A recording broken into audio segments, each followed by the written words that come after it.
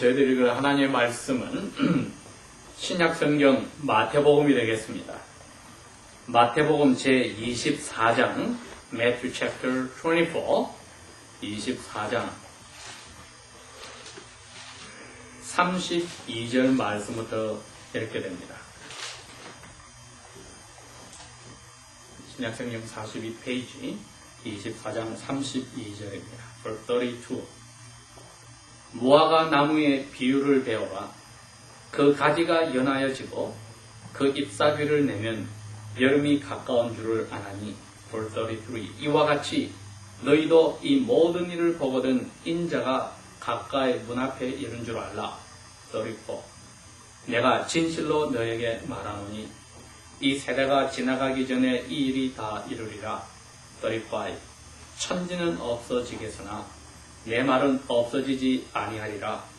36. 그러나 그날과 그때는 아무도 모르나니 하늘의 천사들도 아들도 모르고 오직 아버지만 아시느니라. 37. 노아의 때와 같이 인자의 임함도 그러하리라. 38. 홍수전에 노아가 방주에 들어가던 날까지 사람들이 먹고 마시고 장가들고 시집가고 있으면서 39. 홍수가 나서 저희를 다 멸망하기까지 깨닫지 못하였으니 인자의 임함도 이와 같으리라. 40. 그때 두 사람이 밭에 있음에 하나는 데려감을 당하고 하나는 버려둠을 당할 것이요. 41. 두 여자가 맷돌을 갈고 있음에 하나는 데려감을 당하고 하나는 버려둠을 당할 것이니라. 42. 그러므로 깨어있으라. 어느 날에 너희 주가 임할런지. 43. 너희가 알지 못함이니라. 너희도 아는 바니 만일 집주인이 도둑이 어느 시점에 올 줄을 알았다면 깨어있어 그 집을 뚫지 못하게 하였으리라. 44. 이러므로 너희도 예비하고 있으라. 생각지 않은 때에 인자가 오리라. 45. 충성되고 지혜 있는 종이 되어 주인에게 그 집사람들을 맡아 때를 따라 양식을 나눠줄 자가 누구뇨. 46. 주인이 올 때 그 종에 이렇게 하는 것을 보면 그 종이 복이 있으리로라. 47. 내가 진실로 너희에게 이르노니 주인이 그 모든 소유를 저에게 맡기리라. 48. 만일 그 악한 종이 마음에 생각하기를 주인이 천천히 오리라 하여. 49. 동무들을 때리고 술 친구들로 더불어 먹고 마시게 되면 50. 생각지 않는 날 알지 못하는 시간에 그 종의 주인이 이르러 51. 엄하게 때리고 외식하는 자에 받는 율법에 처하리니 거기서 슬피 울며 이빨을 갈미 있으리라. 아멘. 우리 그리스도인의 삶이 하루살이 인생이 아니라 영원히 사는 것을 생각하고 있습니다. 우리가 말하는 영혼이란 것은 죽고 나서 우리의 영혼이 하나님과 항상 함께 있는 것을 이야기하는 게 아니고 우리의 영혼이 하나님을 만나지 못하고 살다가 하나님과 다시 만남이 하나가 되었을 때 그때부터 영원한 삶, 영생은 시작이 되었습니다. 그 그리스도인들에게 하나님이 주신 삶의 그 법칙이 있는데 매 순간순간을 하나님 만날 준비를 해서 살아야 하고 하루를 정리할 때 하나님을 만날 준비를 해서 살아야 하고 그 하루하루를 주실 때에 일주일을 정리해서 하나님의 자녀들이 하나님을 예배하는 자리에서 하나님을 만날 준비를 하고 살게 하셔서 세상에 하나님이 사람들을 만들기 전부터 준비하였던 하나님께서 사람을 위해서 정해놓은 이 법칙대로 살게 하셨습니다. 그러니 매 순간순간을 하나님을 만날 준비를 하고 하루하루를 하나님을 만날 준비를 하고 그리고 일주일에 한 번씩은 하나님의 자녀들 전체가 하나님을 만날 준비인 예배를 하게 함으로써 우리의 삶은 준비가 없는 삶이 될 수가 없습니다. 그러면 준비만 항상 하고 그 결과인 진짜 삶은 언제냐 했을 때에 진짜 삶은 하나님을 만나고 나서 나중에 그 하나님이 사람으로 와서 우리의 몸과 영혼이 만나서 에덴 동산보다도 더 멋진 하나님과의 삶을 살 때인데 그동안에 진짜 맛을 보게 하는 법을 오늘 마태복음 24장에 이야기한 겁니다. 그러니 오늘 그 읽은 중에 한 부분에 예수님께서 충성되고 지혜 있는 종이 되라고 하셨기 때문에 우리에게 말씀하신 것과 똑같습니다. 충성되고 지혜 있는 종이 되라. 왜 충성되고 지혜 있는 종이 되라고 말씀하시는가? 하나입니다. 때를 아는 사람입니다. 그러니 오늘 이 마태복음 24장을 통해서 우리에게 주시는 말씀은 충성되고 지혜 있는 자녀들이 되자. 그 제목을 정해놓고 어떻게 하면 충성되고 지혜 있는 자녀가 되느냐? 때를 아는 사람만 그렇게 된다.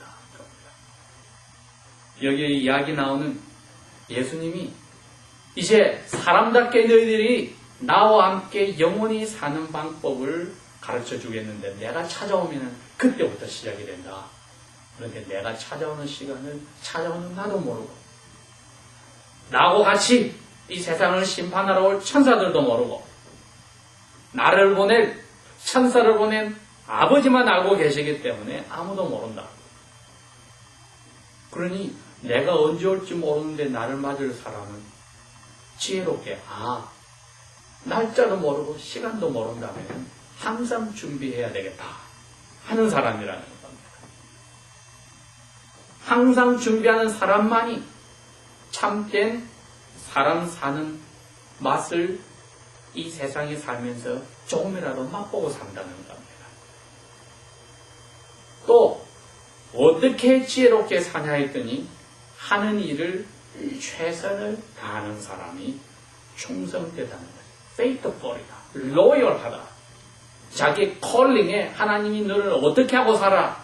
어떤 사람으로 살아라 했는데 거기에 충실히 faithful하게 불평하지 않고 불만하지 않고 다른 사람 쳐다보고 부러워하지 않고 자기가 어떤 일을 하든지 어떤 자리에 무슨 사람으로 하나님이 주셨든지 땡큐하고 거기에서 베스트 최선을 다하는 사람이 지혜로운 사람이라는 겁니다.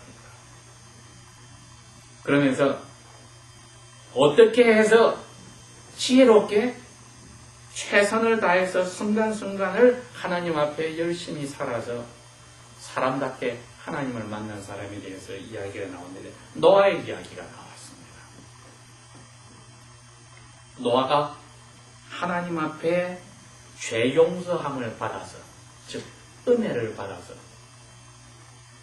그 당시에 수많은 사람들이 하나님을 싫어하고 자기 원하는 대로 살아갔는데 하나님을 알면서도 어릴 때부터 마음이 아주 악해져서 자기 원하는 대로 살아갔는데 하나님은 노아의 마음속에 그 악한 마음을 용서하여서 은혜를 넣어주어서 하나님이 말할 때 지혜롭게 하나님의 말을 들었습니다. 하나님이 이야기했습니다. 내가 이 세상을 그대로 볼 수가 없어서 냄새가 나서 코에 냄새가 나서 이 세상을 코로 숨쉬는 것은 다 죽여버리겠다. 그러니 노아는 내 말대로 살아날 방법을 가르쳐 줄 테니 뚜껑을 만드는 배를 준비해라. 경험적으로는 믿을 수 없는 이야기였습니다. 왜? 이 세상에 규가 온화하고 밤에 이슬이 내림을 해서 비가 필요 없는 때에 하나님이 필요한 것을 내려서 이 세상을 정리한다 했을 때 자기 경험을 믿는 사람은 그것을 믿을 수가 없었습니다. 그러나 노아는 하나님의 말씀을 믿음에 경험도 해보지 않은 비가 와서 땅에서 바다에서 물이 터져 나와서 이 세상을 없앤다 했을 때 믿고 자기 아내에게도 자기의 세 아들들에게도 그리고 아들들의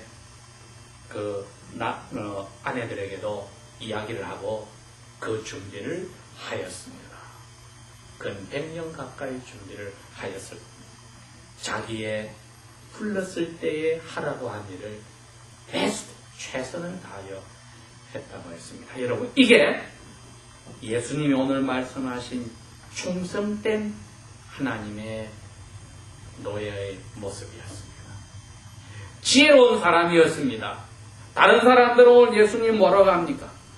먹고 마시고 시집가고 장가가고 사고 팔고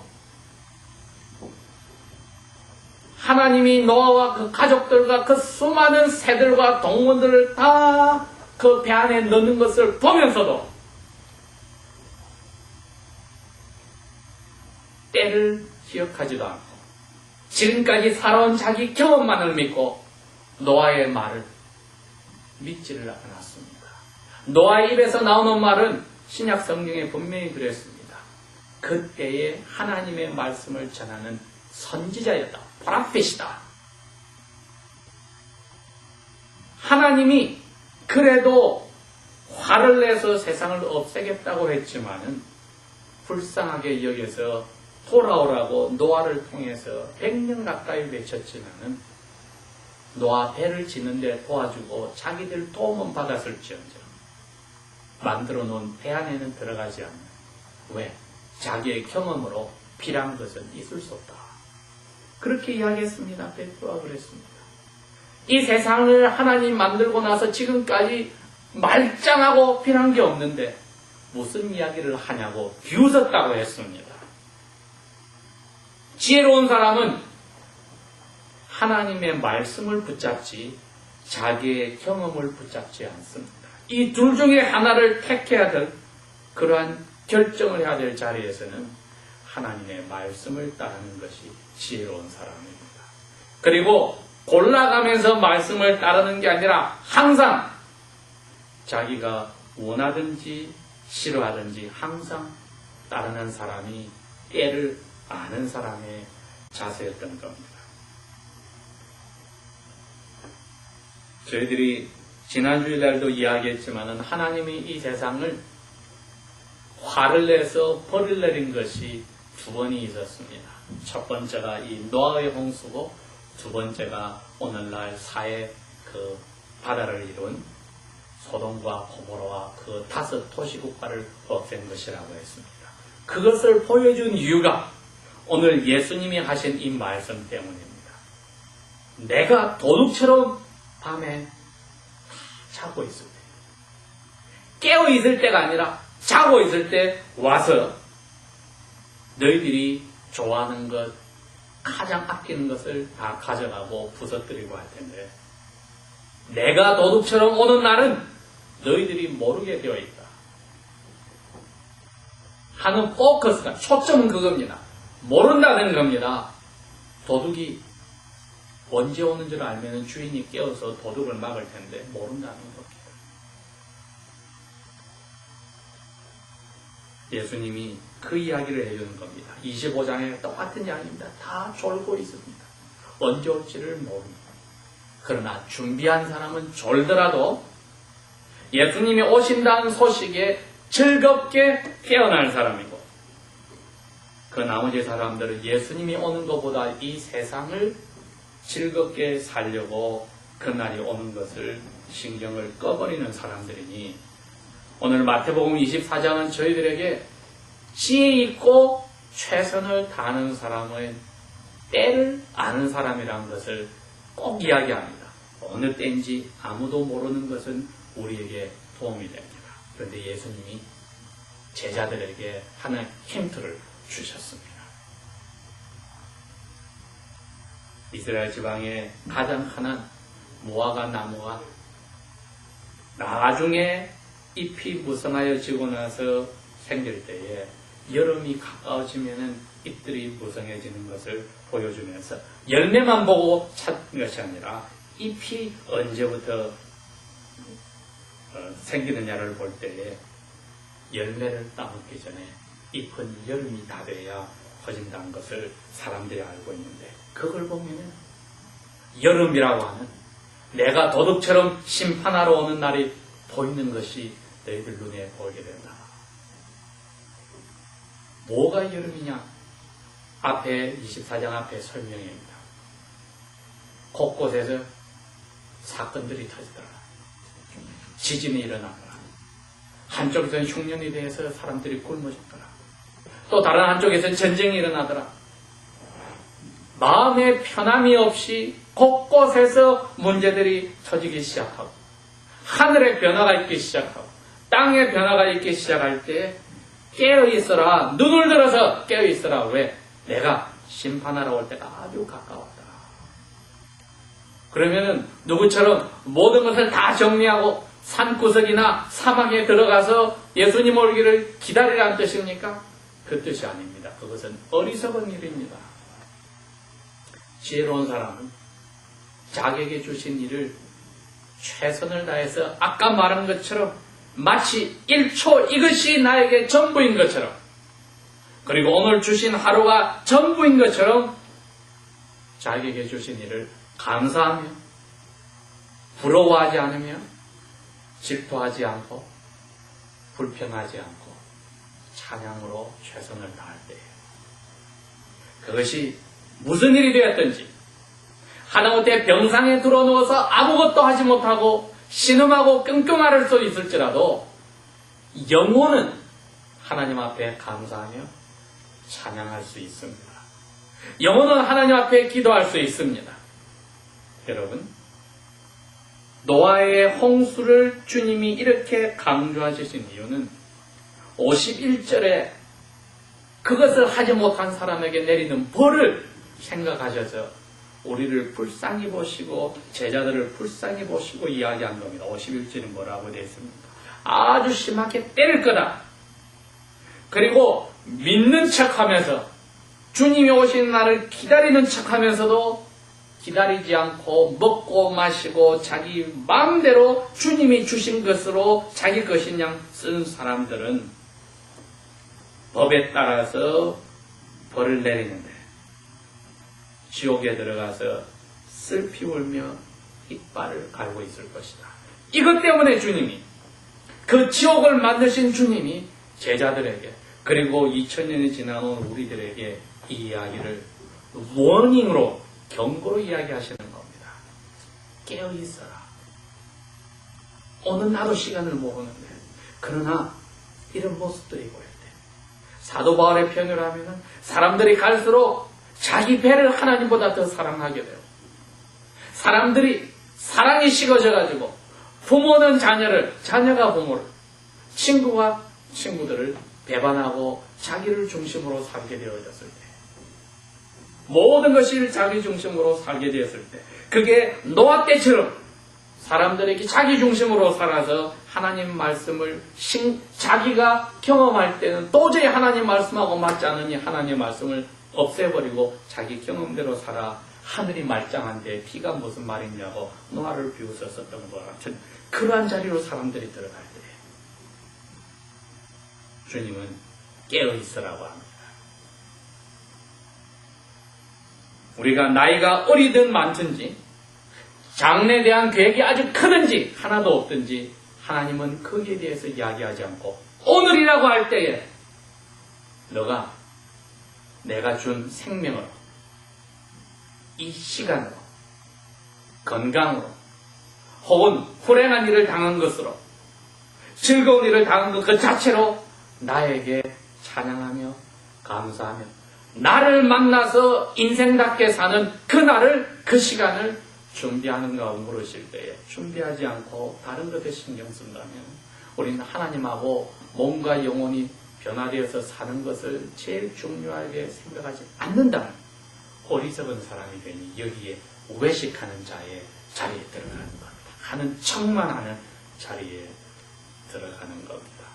지난 일주일의 삶에 우리의 마음을 힘들게 하거나 즐겁게 한 것이 무엇인지 생각해 봅시다. 이게 도둑처럼 오실 주님을 만나서 우리의 몸이 바뀌어서 늙지도 않고 아프지도 않고 걱정 근심이 없는 에덴 동산보다 더 멋진 그 삶을 사는데 도움이 되는지. 그래서 이 세상에서의 삶이 최선만 다하면 그만이지 그 이상은 아니라는 것을 깨닫게 하는데 도움이 되었다면 우리를 힘들게 한 일도 감사와 찬송이 제목이 되고, 우리를 정신 빠지게 재밌게 했던 것도 솔로몬이 말했듯이 미친 것이었더라. 해 아래에서 웃는 것이 미친 것이었더라고 말할 수 있다면 예수님과 함께 변화된 몸과 영혼으로 사는 것이 가장 중요한 것인 줄 아는 지혜로운 사람이니 저희들이 이 때를 알아서 지혜롭게 오늘도 최선을 다해서 산다면 오늘 예배당에 오기 전까지 우리의 삶이 뒤죽박죽이었을지라도 하나님은 보라 새 것이 되었다고 합니다. 다 같이 기도하겠습니다.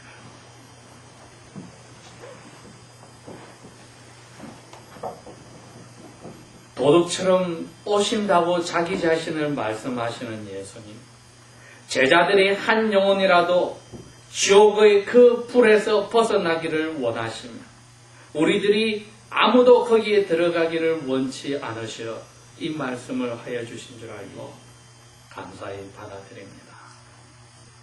오늘까지 우리의 삶 속에 예수님을 만나는 것보다 더 중요한 것이 있어서 우리를 힘들게 하고 기쁘게 하고 고민하게 한 것이 있었다면 이 시간 저희들이 잘못을 털어내놓으니 용서하여 주시고 당신을 만나는 것을 가장 귀중한 것으로 아는 지혜, 그리고 날마다의 때에 그 시간에 최선을 다하며 감사하며 찬양함으로 그날을 기다리는